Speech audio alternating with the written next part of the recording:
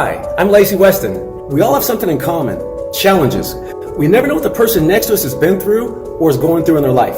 That's why I wrote a story and book of my personal journey titled She Was Worth It All. Well, now that story has been brought to life with the help of filmmaker Don Hahn. Watch the episodes of Lacy Weston Shares, be inspired, and realize you're not alone. And so he killed a person and paralyzed a person, had nothing to do with it. But I heard this story so many times. When I met him when I was 27, I asked why he went to jail. He told me the story. And when he started telling me, I said, let me finish the story for you. And when I finished the story, he said, how did you know that? I said, because the woman that we're talking about, my grandmother, she's the one who did it. She told the story many times. And he started crying. He said, I spent all those years in jail feeling so bad about what I did to these people, and they were the wrong people. Yeah. Yeah. Wow. So, That's incredible. Yeah. And that's when you're 27? I was 27. And I was 27, he was 72. Turn the numbers around. Yes. That's how life is. Yeah, it sure is. Yeah.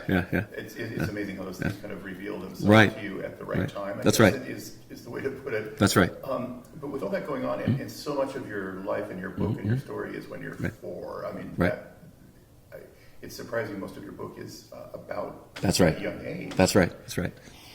And I don't look at you as a traumatized person necessarily. In Right, fact, right. I was saying before you got here, you're one of the most positive people I know. Thank you. And inspiring, and all those adjectives that are easily ascribed to you. Right. Okay. Thank you. How? How did you why did you not turn out as an embittered youth, or were you an embittered youth? No, I wasn't. No.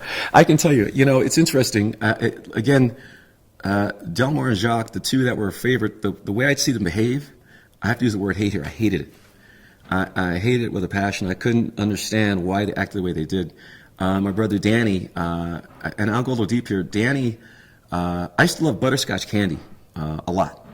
And we were home by ourselves once, and he said, I'll give you some candy if you do me a favor. Long story short, he had me go down on him. And at the time, I knew it wasn't right. And so I stopped. And he tried to order me again, and I said no. At that point, we heard my grandmother pull up, and he said, if you tell, I'm going to get you. It was later that day I told the two sisters what happened. And when Eva got home, they pretty much ripped them apart, right?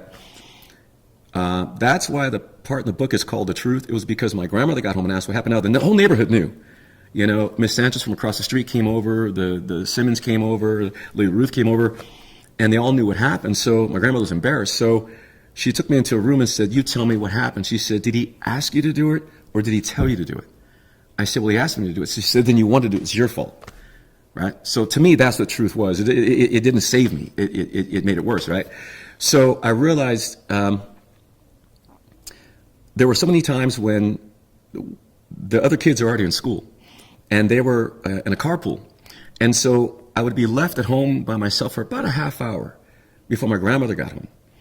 And I would always sit in the rocking chair, and I loved watching Mighty Mouse. So they put cartoons on, but once that went off, I was terrified because I hated being home by myself.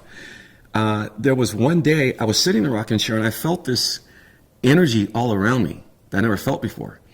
And it started moving closer and closer to me, and I was terrified, but I didn't want to look because I figured if I looked, it would actually become real and change into something. So tears started running down my face, but I kept looking straight ahead. I wouldn't look. And at one point, it felt good. It was no longer frightening. It felt very comfortable. And each day I was home by myself, this would happen more and more and more. And I know at this point, we would go to St. Martha's Church in La Puente, and that's where I would go with Eva. And I started understanding what she was talking about when she would talk about God, right? So in my mind, all the things she would say to me, I started realizing maybe that's what this is. This is God with me right now. I'm by myself. And at 4 years old, this is in my head because Eva, she was very good at explaining things to me. She took a lot of time. She was very patient. She made sure at 4 years old, she gave me the kind of knowledge a person would have when they're 30. So that's why I spoke the way I did as a kid that annoyed everyone. That's why I was able to understand things at an early age that annoyed everyone. They call me the...